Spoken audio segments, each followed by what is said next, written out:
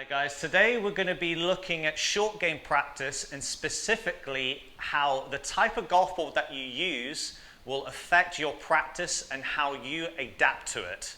So today we're going to be looking at specifically the 50-yard pitch shot, and with that being said, we're going to be doing 3 different samples, with one using a premium golf ball. In my case, I use the Mizuno RB Tour X ball, which is specifically designed for your highest swing speed players that are still looking for a lower launch whilst maintaining high levels of spin. We're also going to be looking at the most typical and most common range ball that we'll certainly get within the UK, that being the Srixon driving range ball. And then we're going to do a third batch with a mixture of all sorts of balls. Reason why we're going to do that is because we do get some golf clubs that may have a small batch of range balls mixed into their driving range, but you'll find, like most places, you'll get some battered Pro Vs, you'll get some Srixons in there, you'll get some top flights in there, you'll even get some Donnays and some brands that you probably never even heard of before.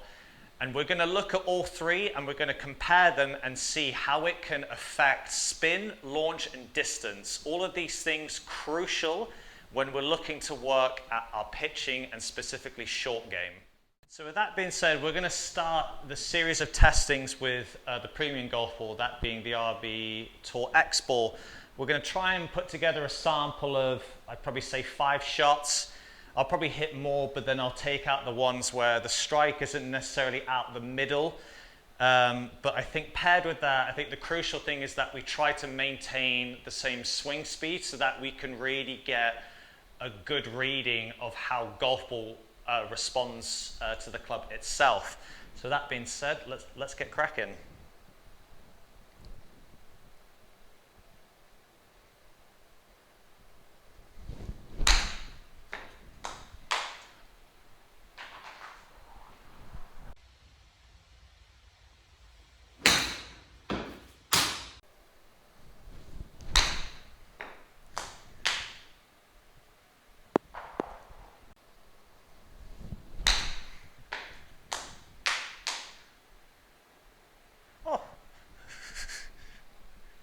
Yes, please.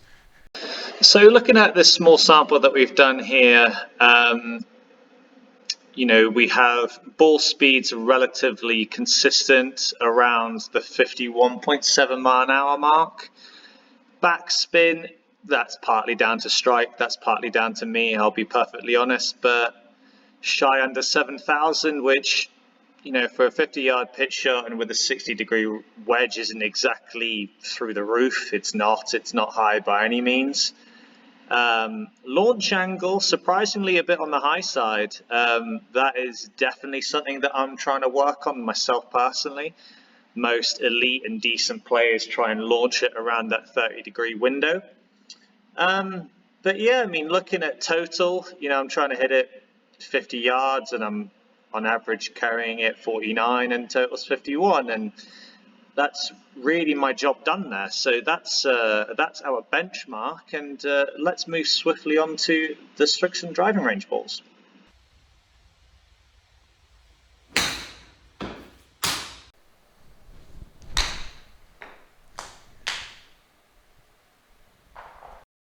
So taking that sample of Srixon range balls that we hit there, from a soft look, there are quite a few things that stick out and are really quite shocking, to be perfectly honest with you all. The most noticeable being the backspin, with the RB Tour X ball and the premium ball, we were getting into the 6,700 mark on average, whereas here the ball's almost down half. And looking at the launch angles over here as well, you've got a real fluctuation from 37 to 42. There's quite a big deviance in there, and overall, on average they're launching up to 5 degrees higher, which is pretty something. It's almost, on here, you would think straight away that I was using a different golf club altogether, but really all of that comes down to the golf ball. But you know, the spin is definitely something that's gonna play on your mind, and certainly when that ball hits the putting surface, you're gonna think, well, you know, I've hit it out the middle and I've landed it where I wanted to, but then it's going to run out further, and the overall shot dispersion is going to look as though that you're really struggling with it. So I think straight away that's really rung some alarm bells there. But no, it's certainly something to make note of. But no, that being said, let's swiftly move on to the mixed bag. So taking a look at this bag, which luckily was donated to me by a very good friend of mine, but really to get a feel of kind of balls that we'd expect to see. So, you know, we've got some battered Pro Vs in there, we've got some old Bridgestones, we've got some older range balls that have snuck their way in there. You know, we've got some Donnays in there, we've got all sorts. So yeah, we're just gonna take a random sample of these and see what we get.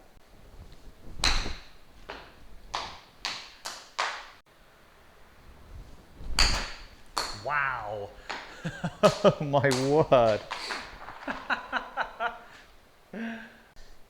And we've got the Donne out. Let's see how this does.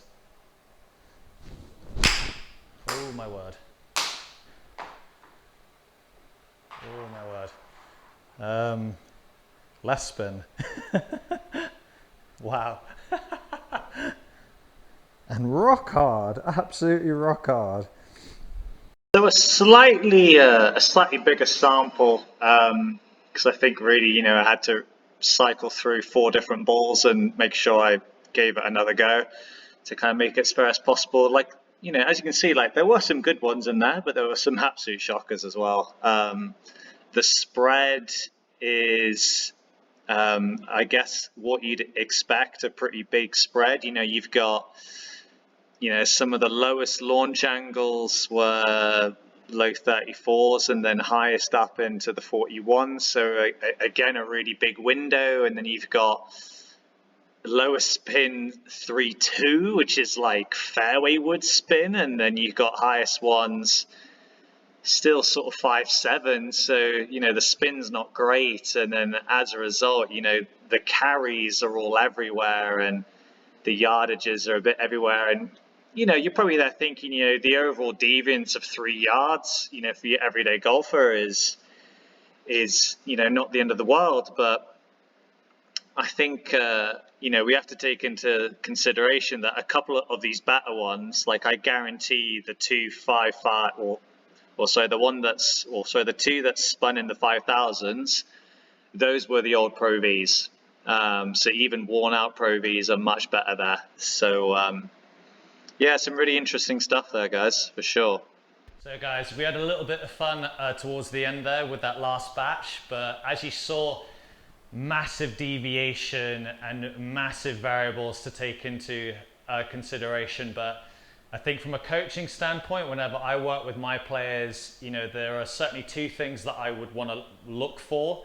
And first and foremost, it's all great to have tech and it's all great to work with such, you know, decent launch monitors as GC Quad. But I think the first step as a coach is a soft look, and ultimately we want to watch golf ball and we then get feedback from what that's doing. So we look at launch angle, and then especially when we look at pitching, I want to see when that ball lands on the putting surface, how it's going to react and how much spin is on it. So then really from there we can start to look at strike, and then, you know, start to look as to what might be the reason why this person isn't generating enough spin, and why is this guy hitting it so high up in the air. And bottom line is you're probably shooting yourself in the foot, you know, by working with not so great golf balls. I think if you're going to take one thing from this, is that if you're going to practice pitching, and if you're going to certainly practice from that range, use the golf balls that you use when you're on a golf course. And even still, even from that sample which had some older Pro Vs and Pro VXs in there, the spin rates were much, much closer to what we would typically see. So I'd even say, even when you finish your round of golf, if you've played say 9 or 18 holes, keep that ball, put it in another bag, and then over time you'll then start to build your own practice bag. And from there, we can start to really get a lot more consistency in terms of those launch angle windows and spin rates. So then really we can start to look at start direction and quality of strike. But I hope that that has helped you. Let me know what you guys thought of that. I'll be sure to be posting more and more content on stuff like this. Maybe next time we can start to dip into things a little bit longer, like mid irons, long irons, and even driver. So, you know, let's sort of take into consideration that this is quite a small sample and we're working with, you know, we're only trying to hit it 50 yards. So seeing the massive differences there, imagine when we're trying to hit it 100 and 150 yards plus. I'm sure that those spreads are going to get even bigger. But anyway, as always, guys, please like, subscribe, comment, share this. Please, anything would mean a great deal to me. Till next time, thanks, guys.